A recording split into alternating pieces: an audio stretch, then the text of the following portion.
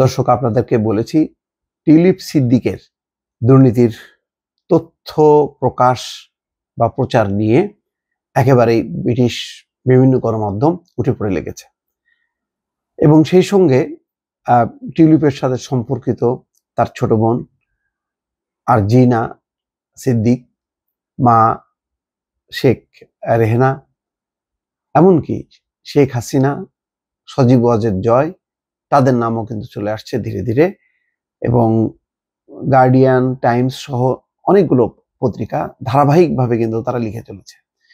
The টাইমসের সর্বশেষ প্রতিবেদন হচ্ছে টিউলিপের প্রচারপত্র, সোনার প্রলেপযুক্ত কলমের মোড়ক সহ গণভবনে যা দেখা গেল। অথচ টিউলিপ বারবার বলতেন যে তিনি ব্রিটিশ নাগরিক, ব্রিটিশ এমপি, তার সাথে বাংলাদেশের কোনো সম্পর্ক নেই। এই সম্পর্কটা যে কত গভীর এটা ধীরে ধীরে প্রকাশিত হচ্ছে। ক্ষমতাচ্যুত প্রধানমন্ত্রী শেখ হাসিনার সরকারি আবাস ছিল গণভবন। রাজধানী ঢাকার এই বাড়িতে কড়া পাহারায় বসবাস করতেন তিনি। ছাত্র জনতার বিক্ষোভের সময় গত 5ই আগস্ট হাজারো মানুষ গণভবনে ঢুকে পড়েন। ক্ষমতা ছেড়ে ভারতে চলে যান শেখ হাসিনা। গণভবনে চলে ব্যাপক লুটপাট। সেই থেকে গণভবন কার্যত পরিত্যক্ত অবস্থায় পড়ে আছে, যদিও এখন আর সেখানে সাধারণ মানুষের প্রবেশের সুযোগ নেই। ভবনটি এখন সেনাবাহিনীর নিয়ন্ত্রণে আছে, পাহারা দিচ্ছেন আনসার সদস্যরা। গত শনিবার অন্তর্বর্তী সরকারের অনুমতি নিয়ে গণভবনে প্রবেশ করে ঘুরে দেখার সুযোগ পান দ্য সানডে টাইমসের প্রতিবেদক।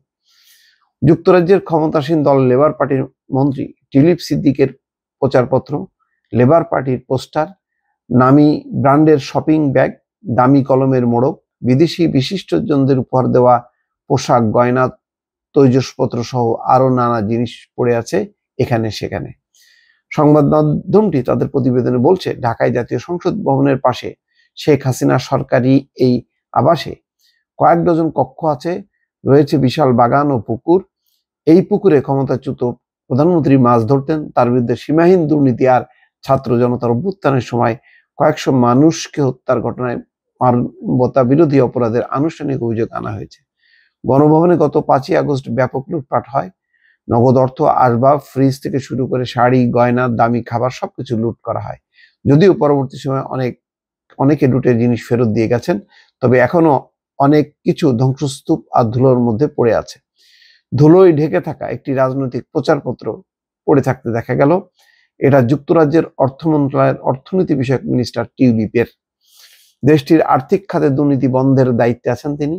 টিউলিপ ক্ষমতাচ্যুত প্রধানমন্ত্রী ও আওয়ামী লীগ সভাপতি শেখ হাসিনার বোন শেখ রেহেনার মেয়ে। টিউলিপের বিরুদ্ধে শেখ হাসিনার আমলে দুর্নীতির সঙ্গে সম্পৃক্ত তার অভিযোগ উঠেছে। পাশে একটি মোড়ক পড়েছিল, সেটি সোনার প্রলেপ দেওয়া মন্টব্লা কলমের। আরেকটির দাম $1,500। সঙ্গে পড়েছিল হীরার মান যাচাইয়ের সনদ। যুক্তরাজ্যের এক বিশিষ্ট আইনজীবীর একটি আইনি পরামর্শের কপি সেখানে দেখা গেছে। আন্তর্জাতিক একটি গণমাধ্যম হাসিনার আমলে নিয়ে করা অনুসন্ধানী প্রতিবেদন প্রকাশ আটকে দিতে আইনি পরামর্শ ছিল তাতে। কি অবস্থা! আন্তর্জাতিক একটি গণমাধ্যমে হাসিনার আমল নিয়ে করা অনুসন্ধানী প্রতিবেদন প্রকাশ আটকে দিতে আইনি পরামর্শ ছিল তাতে। বিদেশি ব্যাংকে হিসাব খোলার আবেদনপত্র পড়েছিল পাশেই।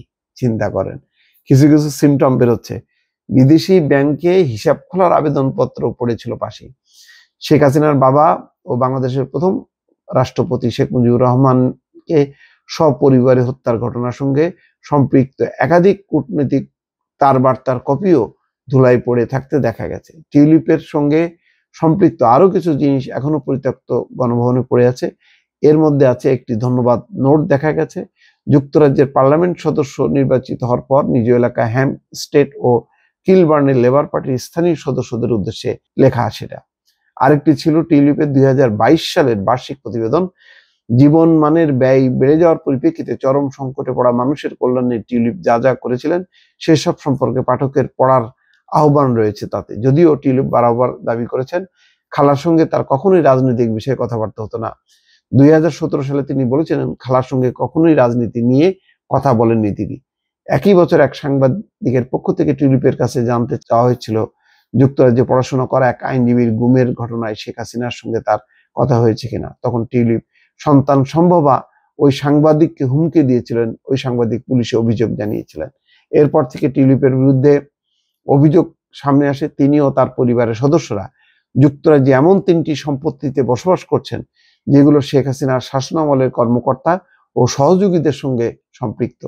সংবাদ মাধ্যম সানডে টাইমসের অনুসন্ধানে জানানো হয়েছে এর একটি কেনা হয়েছিল অফশোর কোম্পানির মাধ্যমে কর ফাঁকির আশ্রয়স্থল হিসেবে পরিচিত ব্রিটিশ ভার্জিন আইল্যান্ডে নিবন্ধিত ওই কোম্পানির সঙ্গে বাংলাদেশের 2 ব্যবসায়ীর সংশ্লিষ্টতা রয়েছে। আলোচিত পানামা পেপারসে ওই মালিকের নাম এসে যাক, বোঝা যাচ্ছে যে টিউলিপ এখানে মূল উদ্দেশ্যটা হলো টিউলিপ যে শেখ হাসিনার সাথে কত বেশি ঘনিষ্ঠ, কত বেশি সম্পর্কিত, তার নানা তথ্য প্রমাণ উপাদান গণভবনে মানে নানা জিনিসপত্রের মধ্যে পাওয়া গেছে। তাহলে টিউলিপকে অস্বীকার করতে পারবেন যে তার সঙ্গে শেখ হাসিনা এবং শেখ রেহেনা সহ আওয়ামী পরিবারের কোনো সম্পর্ক নেই? দর্শক প্রশ্ন। ভালো থাকবেন। আল্লাহ হাফেজ।